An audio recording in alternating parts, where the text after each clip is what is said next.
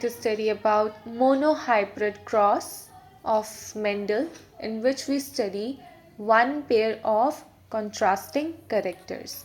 So here monohybrid cross में Mendel ने एक करेक्टर चूज़ किया था और वो करेक्टर था हाइट।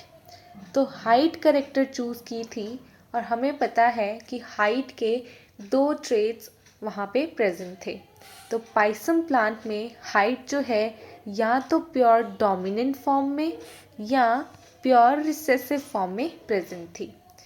तो यहाँ पे हमारे पास homozygous dominant homozygous recessive condition में हाइट जो है प्रेजेंट है। अब यहाँ पे मोनोहाइब्रिड क्रॉस में किया क्या गया, तो सबसे पहले मेंडल चोज्ड प्योर लाइन प्लांट्स। अब प्योर लाइन का मतलब क्या होता है, वो प्लांट्स जिनमें होमोजाइगस कंडीशन होती है। तो यहाँ पे सबसे पहले pure homozygous dominant tall, pure homozygous recessive dwarf plant लिया गया। अब इनके जीनोटाइप कैसे थे, जो टॉल प्लांट है उसका जीनोटाइप है कैपिटल टी और स्मॉल वाले का स्मॉल टी। हमें पता है from the previous video we have learn कि जो हमारे पास होमोजाइगस इंडिविजुअल्स होते हैं they can produce only one type of gamete. तो यहाँ पे गैमीट्स बन गए। अब इन गैमीट्स की अगर हम इंटरब्रीड करवा देंगे, फर्टिलाइजेशन करवा देंगे, तो जब गैमीट्स आपस में एग और ओवम एंड स्पर्म जब है फर्टिलाइज कर जाएंगे, तो यहाँ पे हमारे पास बनेगा F1 जनरेशन में एक नया प्लांट। यानी कि दो प्लांट्स जो हैं टॉल एंड ड्वार्फ, जब उनके बीच में क्रॉसिंग करवाई जाएगी तब प्रोड्यूस होगा हमारे पास एक F1 हाइब्रिड प्लांट। अब ये जो प्लांट बनेगा ये हमें दिखने में लगेगा टॉल। तो मेंडल ने सोचा कि मैंने टॉल और ड्वार्फ दोनों प्लांट का क्रॉस करवाया और रिजल्ट में मुझे क्या मिला, रिजल्ट में टॉल प्लांट ही आया। तो क्या इसका मतलब ये है कि जो रिसेसिव कैरेक्टर्स हैं वो पूरी तरह से ख़त्म हो चुके हैं? क्या इसका मतलब ये है कि जो ड्वार्फ प्लांट है उसके जीनोटाइप की बिल्कुल भी कोई कंट्रीब्यूशन नहीं है? तो ये देखने के लिए कि जो फिनोटाइप है F1 हाइब्रिड का वो हमारे पास टॉल आया है, तो मेंडल वांटेड टू नो कि अब जीनोटाइप टॉल का कैसा आएगा। अब जीनोटाइप टॉल का हमें पता है कि पेरेंट टॉल कैसा है, कैपिटल टी और टॉल कंडीशन ये सेकेंड वाली भी हो सकती है। तो हमारे पास दोनों कंडीशन जो है वो टॉल की प्रेजेंट हो सकती है। Homozygous, this one is homozygous dominant,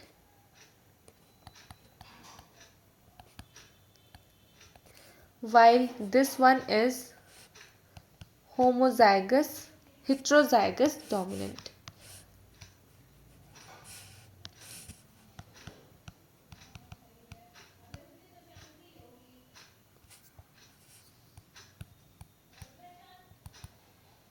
ठीक, तो यहाँ पे हमारे पास इस तरीके से हमारे पास एक क्वेश्चन मार्क आ जाता है कि ये जो हमारे पास फिनोटाइप है वो तो हमें नए प्लांट का टॉल नज़र आया आफ्टर इंटरब्रीडिंग, बट जो जीनोटाइप है उसका पता नहीं चला। एक और चीज़ मेंडल के दिमाग में आई, उनको ध्यान आया कि अगर यहाँ पे सिर्फ टॉल वाला ही F1 जनरेशन में शो हो रहा है तो इसका मतलब ये है कि ये जो जीनोटाइप टॉल प्लांट का है या जो टॉल प्लांट के अंदर ये जो फैक्टर मौजूद है ये फैक्टर डोमिनेंट टाइप का है। ये दूसरी चीज़ जो है पता चली कि ये जो फैक्टर प्रेजेंट है ये डोमिनेंट टाइप का फैक्टर प्रेजेंट है, तभी जो है टॉल से टॉल प्लांट बना जबकि ड्वार्फ वाले से ड्वार्फ प्लांट नहीं आया। तो टॉलनेस जो है वो पता चल गई कि एक डोमिनेंट ट्रेट है। इस तरीके से अगर वाइट और वॉयलेट फ्लावर का भी करवाया जाए तो वॉयलेट कलर ही अपीयर होगा F1 जनरेशन में, जिससे पता चलता है कि जो वॉयलेट कलर है वो डोमिनेंट ट्रेट है उस करेक्टर का। तो यहाँ पे ये करने के बाद हमारे पास एक पहला law after doing the F1 cross करने के बाद पहला लॉ जो है इनहेरिटेंस का हमें समझ आता है, जिसको हम बोलते हैं लॉ ऑफ डोमिनेंस। तो मेंडल ने जब F1 हाइब्रिड तक क्रॉस करवा लिया तो उसको इतना तो पता चल गया कि एक डोमिनेंट और एक रिसेसिव ट्रेट होता है किसी भी एक करेक्टर का।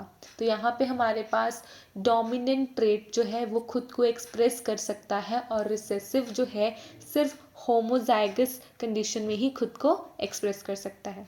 तो लॉ ऑफ डोमिनेंस में क्या था, लॉ ऑफ डोमिनेंस में जब उन्होंने गार्डन पी के 7 करेक्टर्स को क्रॉस करवाया तो उन्होंने कुछ चीज़ें नोटिस की। तो सबसे पहले क्या नोटिस किया, that every character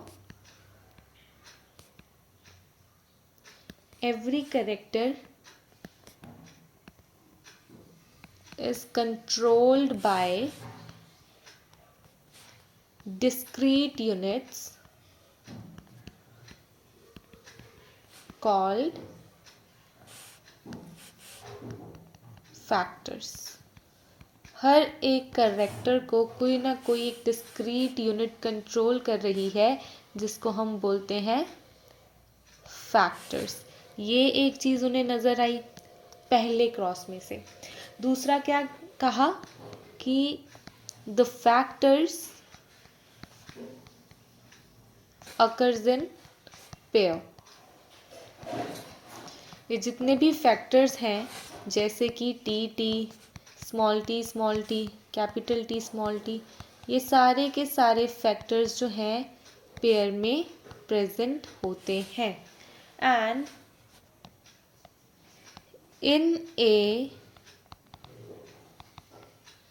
dissimilar pair of factor, again ये मैंने लिखा है in a dissimilar pair of factor, जैसे कि हमारे पास T and small capital T small T, only one is able to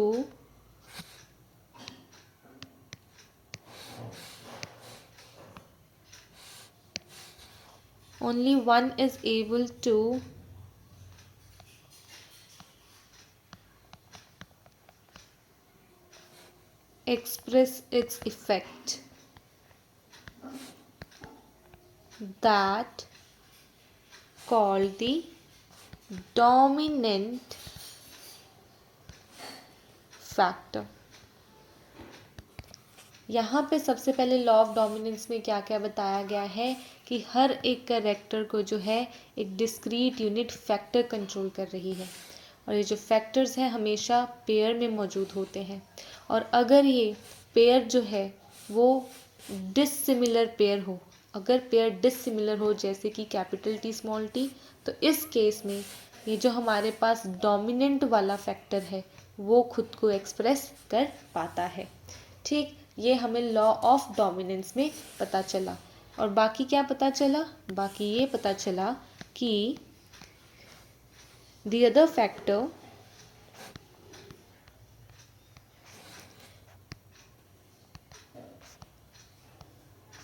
which doesn't show its effect is known as recessive factor। तो वो वाला फैक्टर जो अपने इफेक्ट शो नहीं कर पाता उसको क्या बोला जाता है, उसको बोला जाता है रिसेसिव फैक्टर। तो हमें इसमें लॉ ऑफ डोमिनेंस में फैक्टर्स के बारे में पता चलता है, फैक्टर्स पेयर में प्रेजेंट होते हैं वो पता चलता है, और कौन सा हेटेरोजाइगस पेयर में खुद को एक्सप्रेस कर पाता है वो पता चलता है। तो पहले जो हमारे पास F1 तक हमने मोनोहाइब्रिड क्रॉस किया है, इससे हमें ये सारी चीज़ें पता लग जाती हैं। अब यहाँ पे ये जो लॉ ऑफ डोमिनेंस है,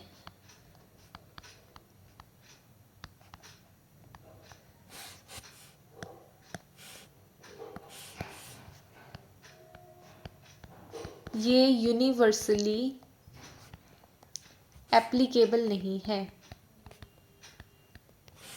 इज नॉट यूनिवर्सली एप्लीकेबल। इसका मतलब there are exception to this law, there are exception to this law. ये जो एक्सेप्शंस हैं ये हम आगे चल के पढ़ते हैं, बट अभी तक हमने जो मोनो हाइब्रिड के क्रॉस में देखा है उससे हमें ये पता चलता है कि जो F1 जनरेशन आती है वो हमारे पास स्टॉल जनरेशन आती है, जिससे हमें डोमिनेंस का पता चलता है। इससे पता चलता है कि ये जो F1 है ये अपने सिर्फ होमोजाइगस डोमिनेंट पेरेंट से मैच करता है और किसी से भी मैच नहीं करता, राइट। लेकिन क्वेश्चन मार्क कहाँ आता है? क्वेश्चन मार्क आता है जीनोटाइप पे, क्योंकि प्लांट दिख तो बड़ा लंबा रहा है, टॉल रहा है, पर जीनोटाइप कौन सा वाला है? दो ऑप्शन हो सकते हैं। अगेन जीनोटाइप या मेरे पास होमोजाइगस डोमिनेंट वाला हो सकता है या फिर हेट्रोजाइगस डोमिनेंट।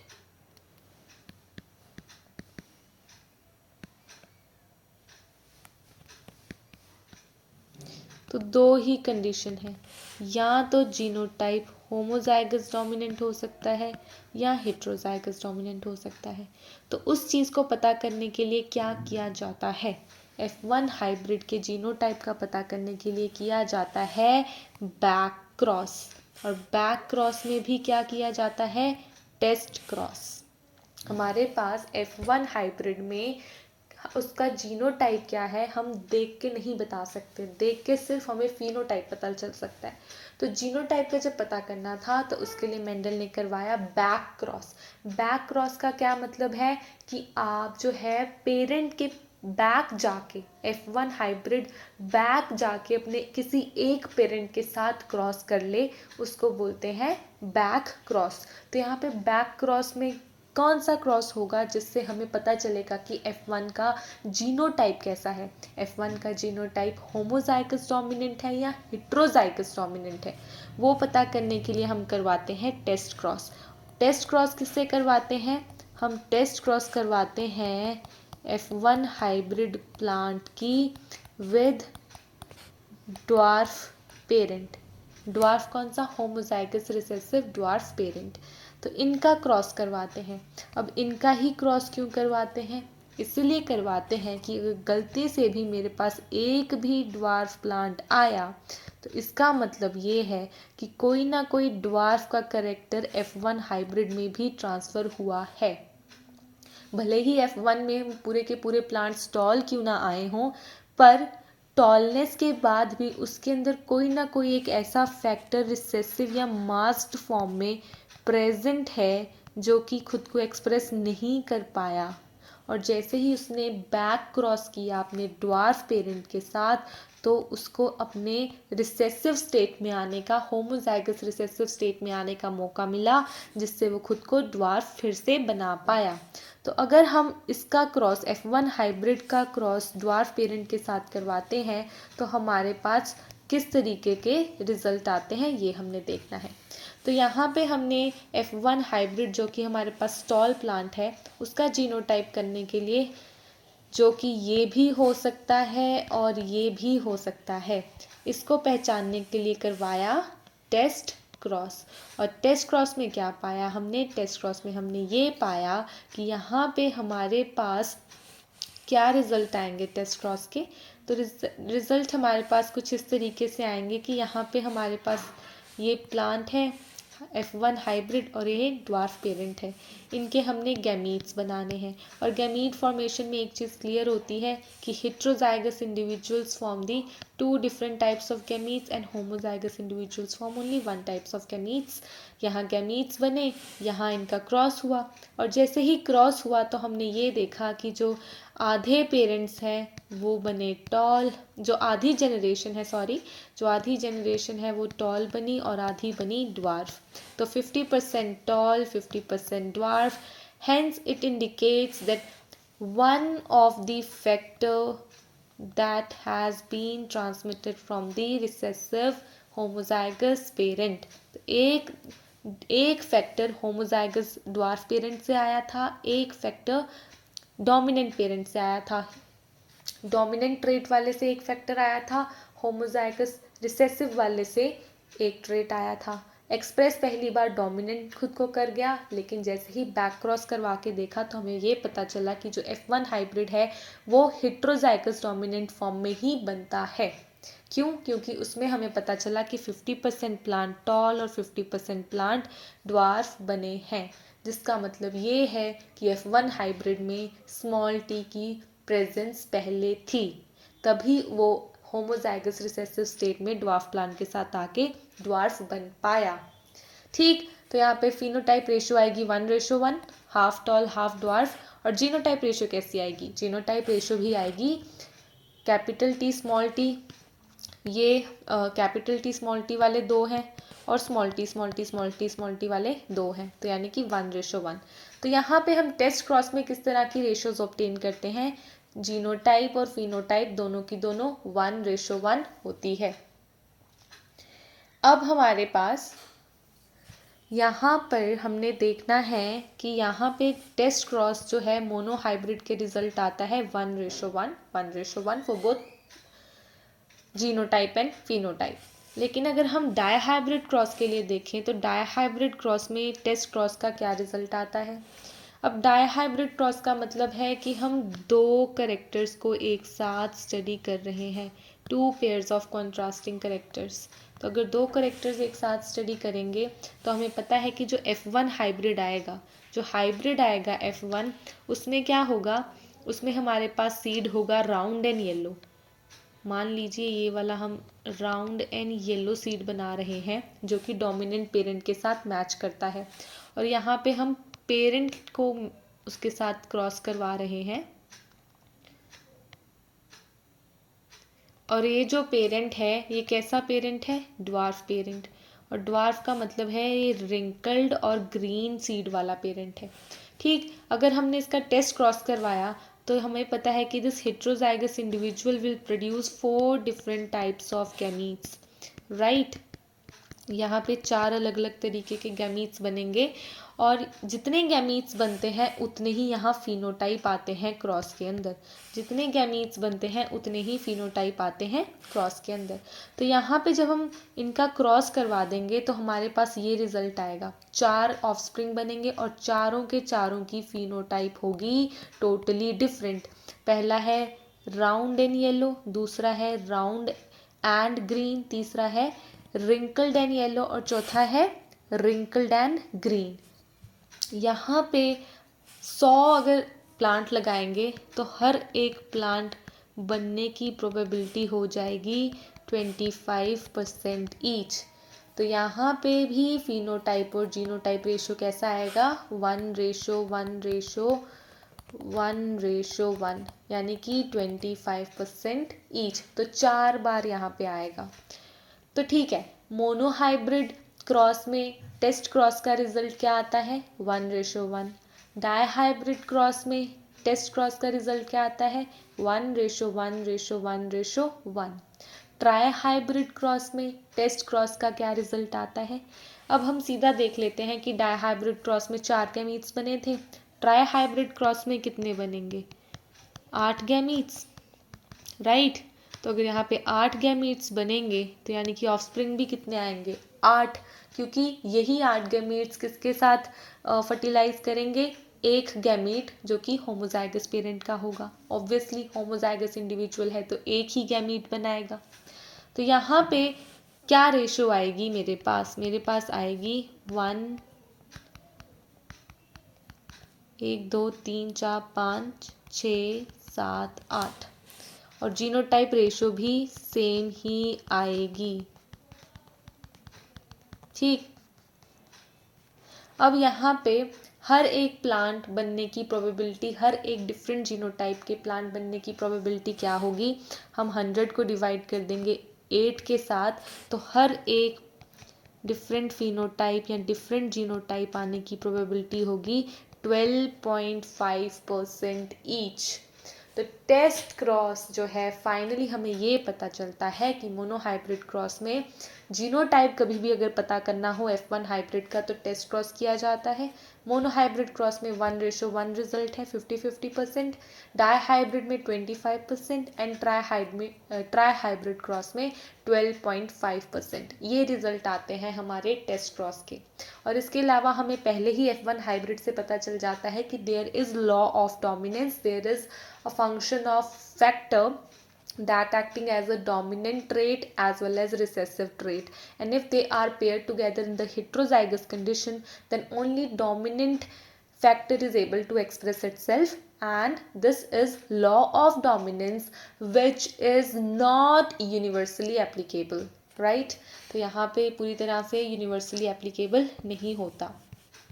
अब नेक्स्ट हमारे पास हमने देखना है आउट क्रॉस। हमने बोला था कि बैक क्रॉस, यहाँ पे गलत लिखा है, यहाँ पे हमने देखना है बैक क्रॉस। तो बैक क्रॉस में हमने टेस्ट क्रॉस कर लिया, और टेस्ट क्रॉस में हमने ये देखा कि जब भी हमें जीनोटाइप पता करना हो F1 हाइब्रिड का तो हम टेस्ट क्रॉस करवाते हैं विद होमोजाइगस रिसेसिव पेरेंट।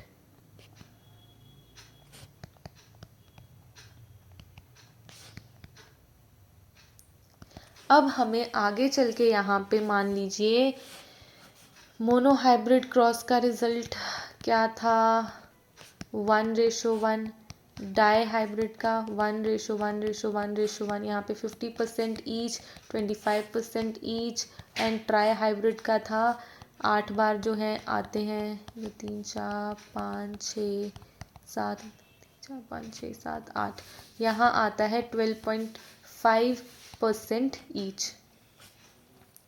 तो यहाँ पे हमारे पास ये वैल्यूज़ आती हैं।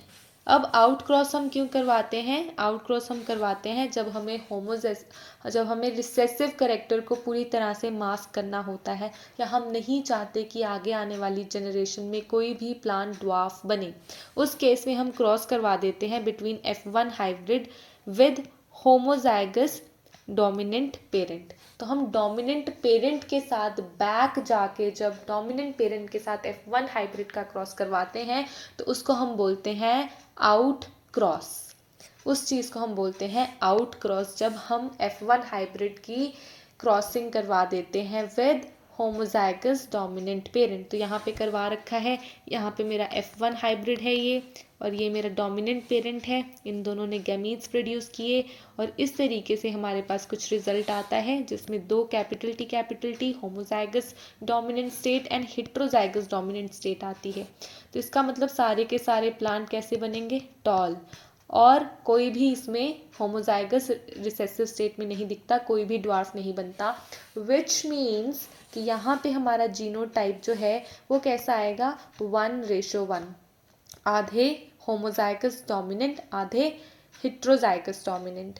तो यहाँ पे हम क्या करते हैं आउट क्रॉस में, हम we want to mask the effect of recessive allele. We don't want a dwarf plant at all. For that reason outcross is performed.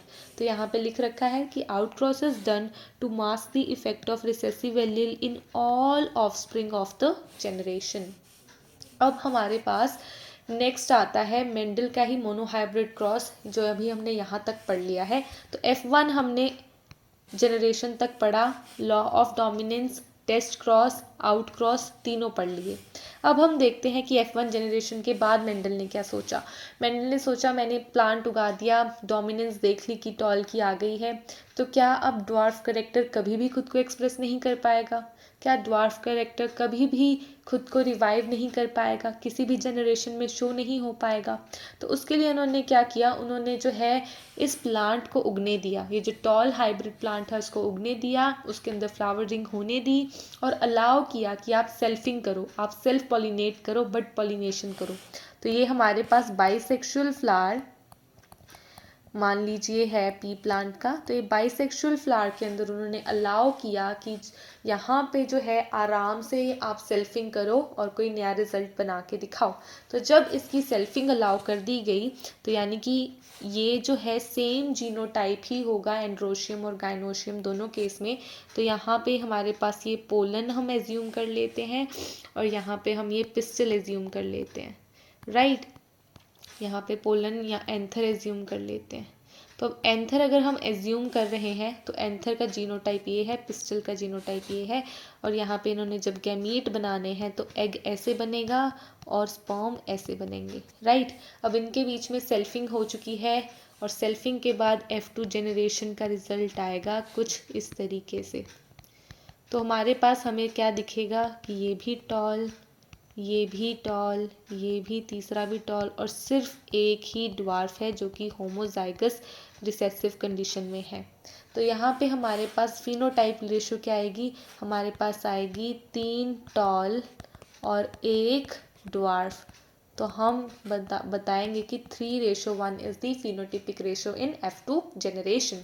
On the other hand genotypic ratio देखेंगे तो हमारे पास एक capital T, 2 capital T small T और एक again small T आएगा। तो genotype ratio होगी 1:2:1, जिसमें से एक हमें प्योर टॉल दिखेगा, एक हमें प्योर ड्वार्फ दिखेगा और बीच वाला जो है इनप्योर टॉल दिखेगा। 2 जो है number, this is impure toll, ठीक।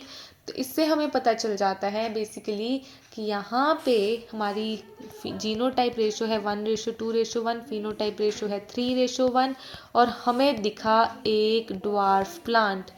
हमारे पास रिवाइवल हुआ एक ड्वार्फ प्लांट का। इसका क्या मतलब है, इससे क्या समझ आता है कि पहली जनरेशन में तो सारे के सारे टॉल प्लांट्स थे और अब जाके एक ड्वार्फ प्लांट ने खुद को रिवाइव किया, जैसा उसके पेरेंट था सबसे पहला वैसा वो बन गया। तो ऐसा कैसे पॉसिबल हो सकता है, ऐसा तभी पॉसिबल हो सकता है अगर ये फैक्टर्स जो हैं आपस में ब्लेंड ना किए हों। कहने का मतलब ये है कि जो कैपिटल टी और स्मॉल टी साथ में आए थे F1 हाइब्रिड में, ये दोनों आपस में ब्लेंडिंग शो नहीं करते। कभी भी दो फैक्टर्स, कभी भी दो जीन्स आपस में मिक्स नहीं हो जाते। सो मेंडल ने ऑब्जर्व किया कि अगर ब्लेंडिंग हो चुकी होती या दूसरा फैक्टर एक प्लांट के अंदर पूरी तरीके से ख़त्म हो चुका होता तो ऐसा पॉसिबल ही नहीं है कि F2 जनरेशन में कभी भी ड्वार्फ जनरेशन आ जाती।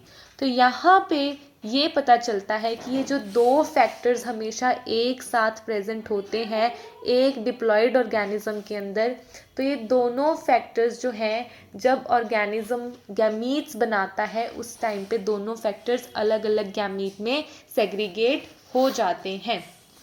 तो यहीं से after studying the F2 generation there comes another law of inheritance, that is law of segregation। तो लॉ ऑफ सेग्रीगेशन में हमें क्या पता चलता है, लॉ ऑफ सेग्रीगेशन में हमें ये पता चलता है कि इंडिविजुअल के अंदर ये जो फैक्टर्स होते हैं, ये जो फैक्टर्स पेयर्स में प्रेजेंट होते हैं, ये कभी भी ब्लेंडिंग शो नहीं करते। इसका मतलब जब कोई भी इंडिविजुअल गैमीट बनाता है, जब कोई भी इंडिविजुअल एग या स्पर्म की प्रोडक्शन करता है तो हमें क्या देखने को मिलता है, हमें देखने को मिलता है कि ड्यूरिंग गैमीट और spore formation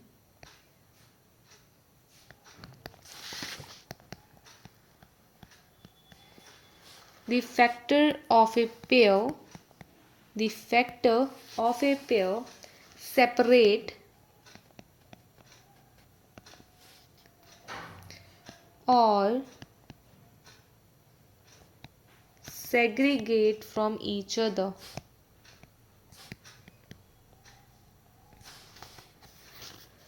So that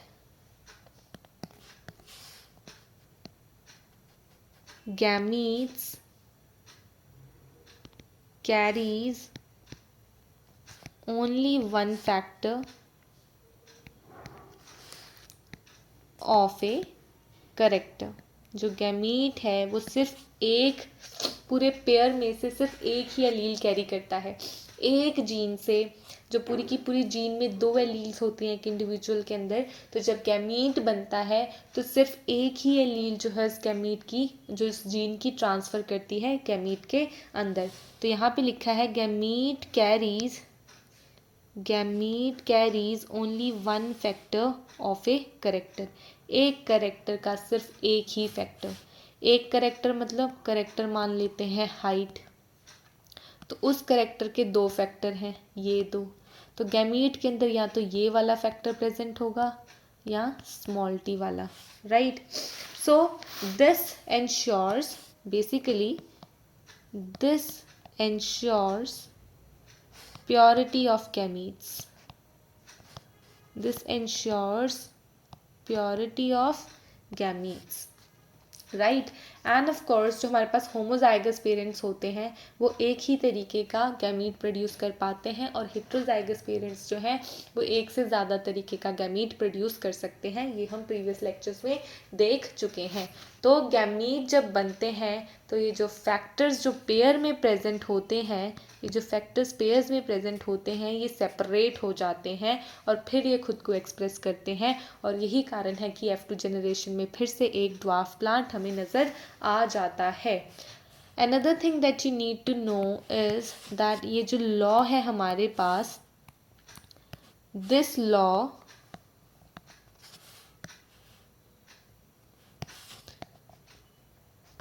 is universally applicable। ये जो लॉ है ये हर जगह एप्लीकेबल है।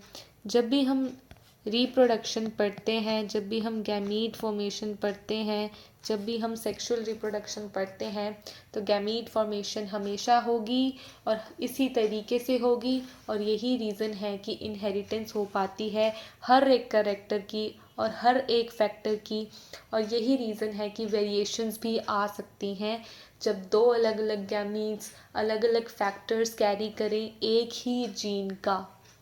तो ये हमारे पास जो है मोनोहाइब्रिड क्रॉस के बारे में है। तो आज हमने क्या देखा है, आज हमने पढ़ा है मेंडल का मोनोहाइब्रिड क्रॉस, और मोनोहाइब्रिड क्रॉस पढ़ने के बाद हमें ये पता चला कि यहाँ पे लॉ ऑफ डोमिनेंस कहाँ से आती है।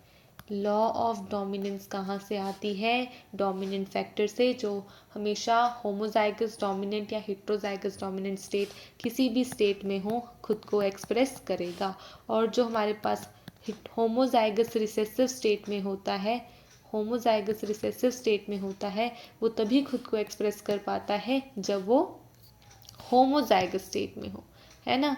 स्मॉल टी तभी खुद को एक्सप्रेस कर पाती है। इसके अलावा हमने टेस्ट क्रॉस पढ़ा, इसके रिजल्ट्स पढ़े, फिर हमने आउट क्रॉस पढ़ा, और ये दोनों के दोनों कैसे क्रॉस हैं, क्योंकि पेरेंट के साथ जाके करने पड़ते हैं, तो इन दोनों को बैक क्रॉस कहा, ठीक। उसके बाद हमने F2 जनरेशन पढ़ी, हमने देखा इस F2 जनरेशन में जीनोटाइप रेशो 1:2:1 आई, और जो फिनोटाइप रेशो है वो 3:1 आई। फिर हमें पता चला कि जो ड्वार्फ आ पा रहा है, ये ड्वार्फ आ पा रहा है बिकॉज ऑफ सेग्रीगेशन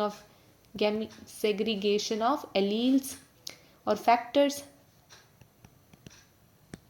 तो फैक्टर्स या जो एलील्स है वो सेग्रीगेट हो रही हैं, जिसके कारण से जो है हमारे पास गैमीट्स प्योर फॉर्म में होते हैं। तभी पहले लेक्चर में कहा था कि जो gamete formation is the backbone of genetics, यही रीज़न है।